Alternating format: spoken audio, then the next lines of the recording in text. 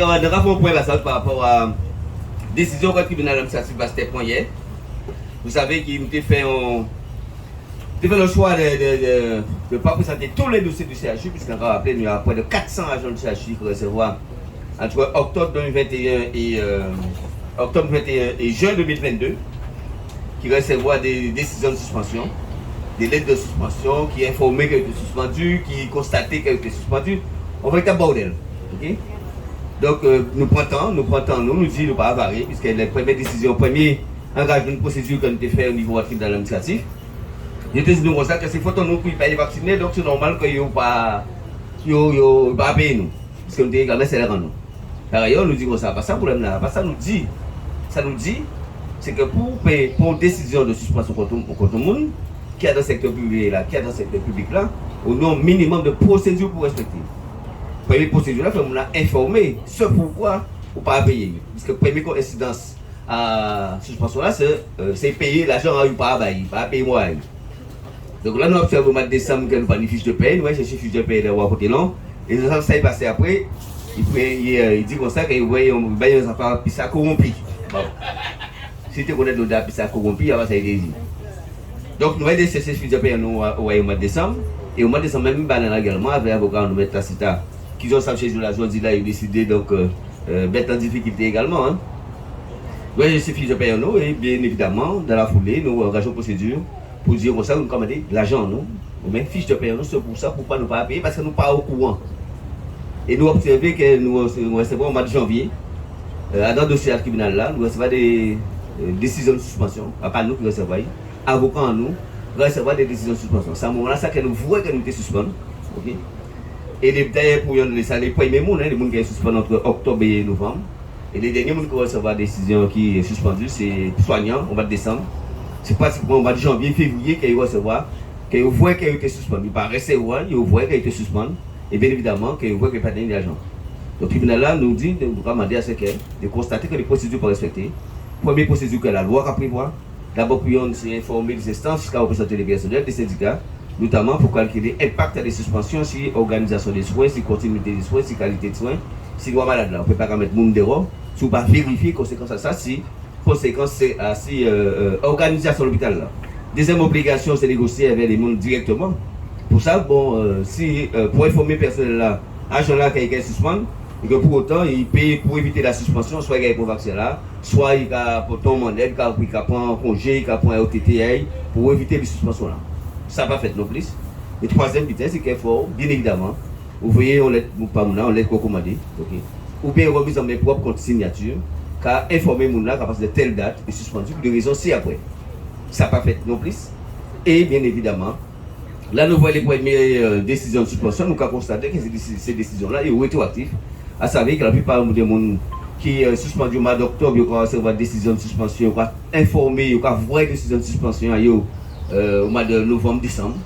Le restant de là, c'est assis dossier avocat là qui prend connaissance qu'ils sont suspendus et ils sont pour lesquels ils suspendent. Et bien évidemment, les derniers gens qui recevront au mois de juin, on va dire des gens qui sont suspendus au mois de janvier, ils vont recevoir au mois de juin, ou bien après qu'ils ont fait en démarche pour la direction, le 20 avril, demander à préciser position administrative à chaque monde. Et donc, c'est au mois de juin, on commence à recevoir, par lettre simple, ça n'est pas recevoir du tout. Okay? Ils ont constaté qu'effectivement, que tout suspendu depuis au mois de janvier. Et c'est assez document là, ça, on prend un exemple type, un camarade par rapport à ça, nous bien constater qu'il a été en décision de suspension qui était notifiée par lettre recommandée. L'objectif là, c'était de faire en sorte que le tribunal là te dit le droit. Le droit à prévoir, car dans la procédure administrative, lorsqu'on prend une décision qui a fait grief au monde, il faut obligatoirement que la décision là, ça, d'abord, on ne peut pas n'importe rétroactif et qu'elle fait notifier. Donc, nous prenons une décision qui notifie, ça veut dire que camarade là, c'est une lettre recommandée à Kazaï, quasi comme ça qu'elle est suspendue avec une décision de suspension. Là, nous avons gardé la décision de suspension là. Nous avons observé qu'il recevra la décision de suspension le 8 juin pour un effet du 15 janvier 2022. Le 8 juin 2022, il recevra une décision de suspension qui a pris effet à partir du 15 janvier 2022. Donc avec tout cela, ça, avec avocat nous mettre Islin et mettre de verre du barreau de Lyon, nous décidons, voilà ça, nous rose, bon rose là même, nous avons effectivement l'a dit, capté le droit. Et donc, 26 août, décision tribunal a tombé, décision qui est point contre Madame Intel, illégale parce qu'elle est rétroactive. illégal parce que rétroactif. Donc, il faut rétablir le salaire à la collègue là depuis le 15 janvier. Donc, décision a tombé, nous notifions décision pour la direction. La direction s'est estimée que son décision provisoire, donc il n'y a pas qu'à exécuter la décision là. Et puis, mon pays a décidé qu'il a demandé révision à procès là. Il a demandé juge de référé là, réviser le dossier là, puisque pour lui, mon camarade nous, déjà, suspend depuis le mois d'octobre, et il a une décision de suspension là. Ça. Donc, il a demandé, comme si on a un élément nouveau, il a demandé réexamen en référé à décision, première décision à juge de référé tribunal administratif Guadeloupe. Donc, pour cela fait, donc, lundi, effectivement, et juge là confirmé que première décision là, même si tu as mis en première décision, même si on n'a pas notifié, en tout cas, première décision là, il finit. Si vous prenez deuxième décision à partir du 15 janvier, son deuxième décision. Et puis, malgré la deuxième décision là, qu'on va dire de manière régulière, il est rétroactif, donc il est illégal également. Autrement dit, première décision finale là, du mois d'août, qui a dit cette décision là, illégale, et deuxième décision là, qui a confirmé que cette décision là, illégale, et donc, obligatoirement, il faut suspendre la décision de suspension là, et puis même là, tout ça va nous. Autrement dit, je l'ai confirmé. Alors, pour ça que la direction a dans mémoire en défense qu'il a présenté, que l'avocat a présenté, qui a dit comme ça que deuxième décision là, son décision, qu'il a confirmé première décision là. Ok? Ça y répond non, parce que nous demandons réintégration à aller 186 personnes là déposé de ce bail. Il a dit effectivement c'est des décisions qui a confirmé en situation qu'on a déjà tenue avant, mais comme une fois informé de ça, il a confirmé que vous suspendez. Ok? Vous pouvez confirmer moi, 8 mois après quand on suspend et 8 mois après. Donc ça veut dire quoi? J'ai déjà dit comme ça qu'en première décision, même si vous avez une première décision, de toute façon, c'est une deuxième décision que vous prenez. Et bien évidemment, deuxième décision là, il ne peut pas dire non plus emporter rétroactif. Donc, ça fait 2 fois qu'il a dit la direction que décision de suspension qu'il prend notamment contre Kamati H, c'est une décision qui est illégale parce qu'il n'est pas fondé en droit, d'une part, et deuxièmement, il doit porter rétroactif. Le principe en droit administratif, c'est cela. Une décision qui a fait grief au monde ne peut pas emporter rétroactif, il ne peut disposer que pour l'avenir. C'est ça que je dois dire. En décision de justice, en décision administrative, ne peut disposer que pour l'avenir. Sauf si, c'est une situation au monde, par exemple, qui passe à la retraite, ou pas toute carrière et compagnie, ou qu'on rétablit dans une situation intérieure, c'est-à-dire qu'on rétablit dans le droit normal. C'est une équipe constant en décision peut-être rétroactive. En décision qui a fait grief, qui a dit qu'on a sanctionné, on ne va pas payer, si on a sanctionné, je dis là, il faut informer de ça au moins une semaine avant. Et on a rappelé également en fonction à qui date ou poster l'être là. Parce que nous avons délai également de formation, une fois d'être la pause postée, nous avons un délai puis récupérer un courrier. Et si vous voulez sanctionner, en de ça, à délai là qui la loi a fixé là, même décision, même si par rétroactif, il nul, nous avons gagné le CHU, sur l'autre dossier qu'on là. Parce que vous savez bien que pas ni administration au CHU, pas ni DRH, sont l'équipe à Fondchou, singulièrement, puis quoi que Mixen, Bruno Mixen, de toute façon, quand nous avons bien dit là, où tu ne vas pas au mot. Et toutes ces décisions de justice là, que nous sommes favorables au CHU, de toute façon, nous avons respecté ou appliqué. Mais nous savons également, nous avons engagé également des procédures pour nous payer tout préjudice qu'elle nous a subi, du fait, préjudice moral, préjudice financier, préjudice psychique, préjudice familial. Et c'est tout ça, bien évidemment, que le juge là, hier encore confirmé, continue en situation qui est illégale par rapport à la décision là. Donc à 2 reprises, direction établissement là, qu'a fauté, à 2 reprises, il n'y a encore décision défavorable. Alors bien évidemment, il fait appel, il fait au pouvoir devant le Conseil d'État, et le Conseil d'État, ça le Conseil d'État pas qu'à dire ça bien dossier, si ça n'a pas licence, ça n'a pas objectif, donc le Conseil d'État, il doit attendre, pour ça que le Conseil d'État a estimé que le dossier là, document là recevable, ok? Après le référé, c'est le niveau d'appel, on va faire, on va faire la cour d'appel de Bordeaux, on va faire directement au Conseil d'État, qui est le secteur administratif, et bien évidemment, le Conseil d'État qui a apprécié, là encore une fois, est-ce que ça vaut la peine d'examiner un dossier qui contrevient un dispositif droit administratif qui est évident? Un dispositif qui est général, qui est confirmé par des séries d'arrêts à Conseil d'État, ou des séries d'arrêts à Conseil d'État, qui a constaté, qui a confirmé que la décision administrative ne peut pas être portée rétroactive. Alors, quel est passé en tête à ce directeur-là qui est en loi là? Okay? Est-ce qu'il y a une complicité avec l'État français qui n'est pour objectif qu'on va appeler, à part de protéger nous soignants, ni de protéger les malades, ni des problèmes Covid, C'est donc fonds politique parce que l'objectif réel c'est de réduire de près de 500 emplois au niveau du secteur de santé publique là et singulièrement au CHU. Songez exactement ça côté notre casino pendant plusieurs mois et qu'on fait 14 millions d'euros de recettes par mois et on va dépenser 17 millions d'euros de recettes. Ça veut dire quoi? On dit trop pour nous là, ça coûte trop cher de autant de monde, même si nous savons que l'autre travail là organisé, obligation de service public a imposé qu'on y a un effectif qui correspond à la continuité des soins. Alors bien évidemment, ça dans le délire, je viens de voir aujourd'hui là, il va dire bon ça, laisse fois faut former les urgences parce que bon, pas de monde pour soigner monde. Donc aussi là on mal tête à disait un vrai médecin on peut à casa pour Doliprane. Conjoncture monde également en juillet août octobre 2021 quasiment là ça va mal pour l'hôpital à casa. Résultat, milliers morts. OK? Là on dit au monde en chose là publiquement que si on mal tête à 17 soir pour Doliprane à casa à une matin AVC pour là et mon mort. Donc c'est ça pas gêné de mettre la personne de justice là qui a tué monde. C'est des assassins. L'État français sont l'État assassin.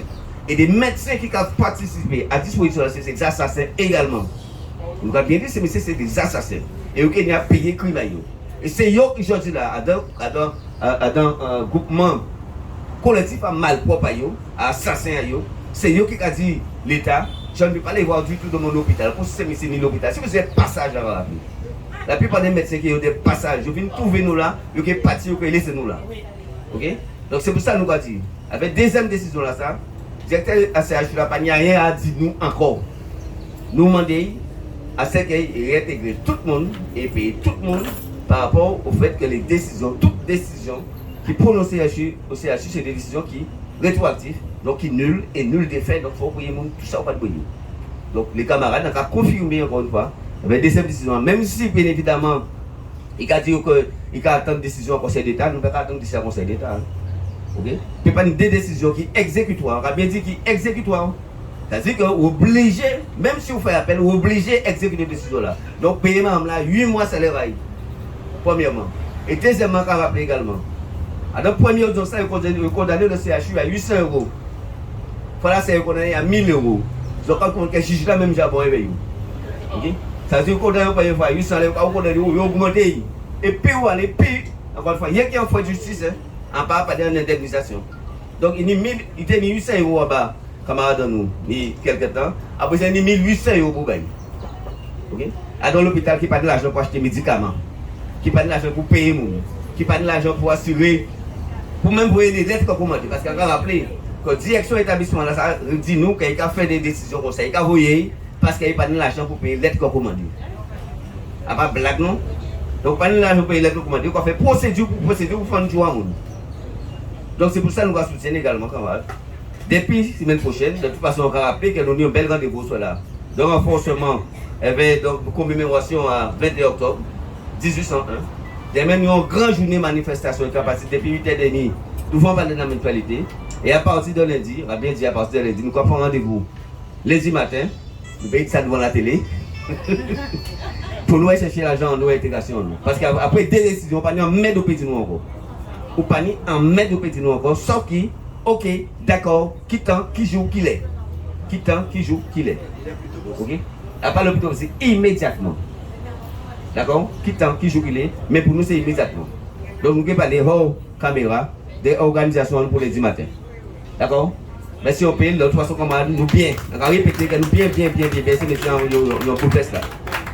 Donc voilà. Alors pour les camarades, pour les camarades d'autres établissements, secteur privé et secteur public qui sont présents là également, toutes ces dispositions-là, ça y est en faveur à réintégration à tout le monde, parce que ces paroles-là, ça nous va répéter encore une fois. Là, nous comptons Karenko à la préfecture, le 26 septembre, là, il y a une vraie dégâts à Fiona, nous amener nous, et pendant que nous amener nous brisons. Il a confirmé nous, nous sommes en train de discuter pour la réintégration à tout le monde. Salarié du public, salarié du privé, c'est un qui pour les libéraux et pour ça qui j'en fait. Même pour paiement à salaire qui est il dit d'accord aussi, c'est Charles qui est payé, jamais d'accord. Ok? On va répéter également, il bien dit nous, et de toute façon, pas nouveau parce que depuis le mois de janvier, Charles c'est vers l'OSBA, j'ai proposé nous des aides pour payer nous les mois qui attendent. Donc il va conférer recommander entre eux. La réintégration, quand il continue, la réintégration, effectivement, d'accord c'est ça. Deuxième bulletin.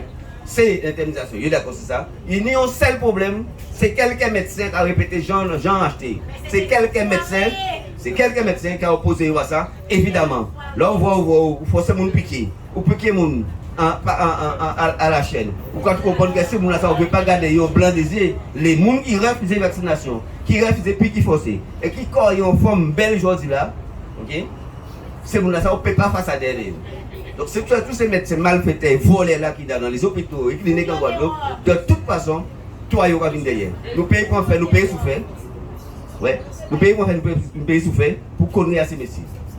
Dernier bitin de dit, pour les personnels, collègues en nous, quand ils disent collègues en nous également contre la réintégration, eh bien nous faisons une pétition. Quelqu'un va casser en masse. Quand ils n'ont pas dit ça, ils n'ont pas dit ça, ils n'ont pas dans ces malcomptés là.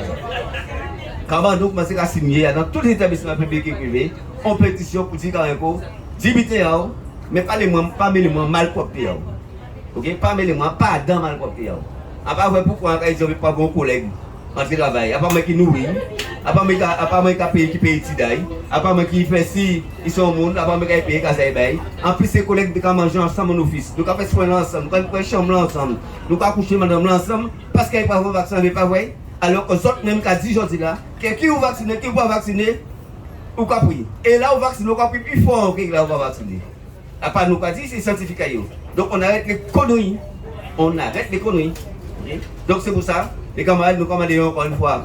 Après, les camarades qui comme vous êtes dans la opposition, les gens qui ont venus signer des pétitions là, des venus signer, tous les soignants, publics, privés, tous les établissements, secteur également social, médico social, les gens qui sont dans les infirmiers, les cabinets médicaux, ils peuvent venir signer des pétitions là pour dire ça, que pour jeudi, pas intégrer les collègues, d'autant qu'ils brisent nous brisons nous pour assurer continuité de soins et qualité de soins. Nous brisons nous. Donc, il n'y a pas des fois médecins, encore une fois, malfaiteurs, qui de passage en Guadeloupe, qui disent nous pour nous faire, qui pour nous réagir, qui nous font fonctionner entre nous, Guadeloupéens. D'autant qu'on savait également, c'est un copine également, pour nous les et embaucher toute famille, ma cocotte, qui explique la vie en France. Ok? Donc, c'est ça, nous, à notre dimension, là, ça que nous y est. Donc, nous avons dit comme tout à l'heure, bon antenne, nous avons dit que nous avons organisé pour lundi. En tout cas, après déjeuner. Merci au pays. Merci en l'eau, c'est ça la plus santé, c'est le direct aussi, c'est les réunions point important, ça nous va permettre de couper la santé pour nous payer l'information là.